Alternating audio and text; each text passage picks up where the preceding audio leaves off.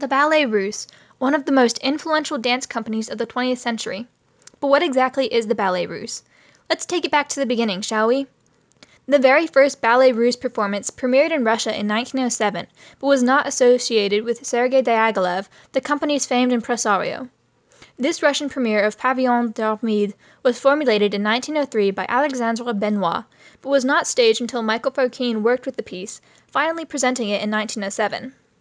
In 1909, Sergei Diaghilev, a Russian art critic and ballet impresario, bought a ballet company that he would name the Ballets Russes and present to the world in May of that year.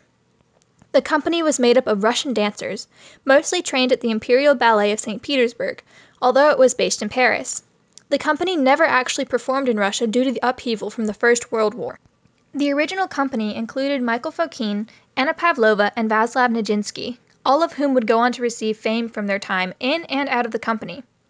On the evening of May 19, 1909, the Ballets Russes presented Le Pavillon d'Armide and Danse Polotzien de Prince Igor at the Théâtre du Châtelet in Paris, with the lead roles danced by Anna Pavlova and Vaslav Nijinsky. The company's performance in 1909 marked the beginning of their first season. Between the years of 1909 and 1911, the Ballets Russes was a seasonal company, as many of the dancers were residents of the Imperial Ballet of St. Petersburg, and were thus only available for the company during summer breaks.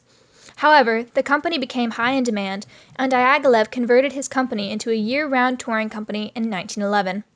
Following this transition, the Ballets Russes came into the spotlight to take their rightful place as leading innovators in the world of art and ballet.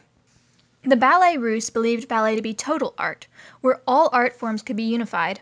And thus, from the beginning, Diaghilev recruited top artists from Russia and Europe to compose music, create costumes, and design sets. The ballets themselves brought futurism, cubism, surrealism, traditional Russian folk art, and Art Nouveau to the public. The Ballets Russes also marked the transition away from Romanticism ideals of music, exemplified by the company's second season jewel, Firebird. Firebird introduced innovative composer Igor Stravinsky to the timeline of the Ballets Russes, whose score was anything but melodic. Firebird demonstrates the Russian folk art blended with modernist interpretation the company was known for, and the work easily became the Ballets Russes' most artistic piece of their second season.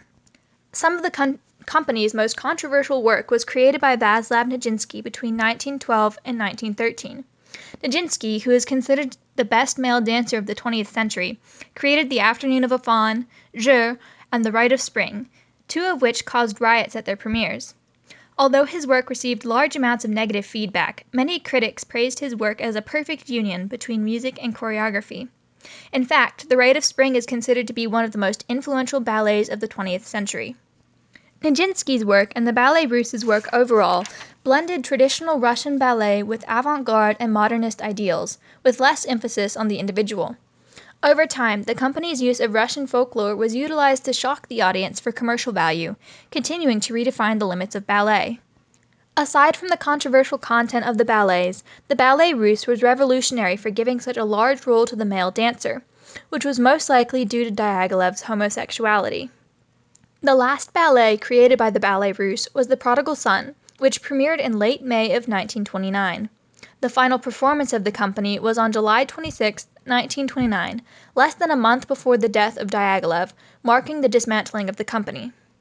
Through the training of dancers such as Vaslav Nijinsky, Michael Fokine, Leonard Massin, Bronislava Nijinska, and George Balanchine, the legacy of the Ballets Russes was able to influence the world of ballet well into the 1970s and beyond. Following Diaghilev's death, the Ballets Russes de Monte Carlo emerged, led by Wassily de Basel and René Blum. This post-Diaghilev Ballets Russes lasted from 1932 until 1936, when the company split. De Basel renamed his part of the company twice before settling with the original Ballets Russes.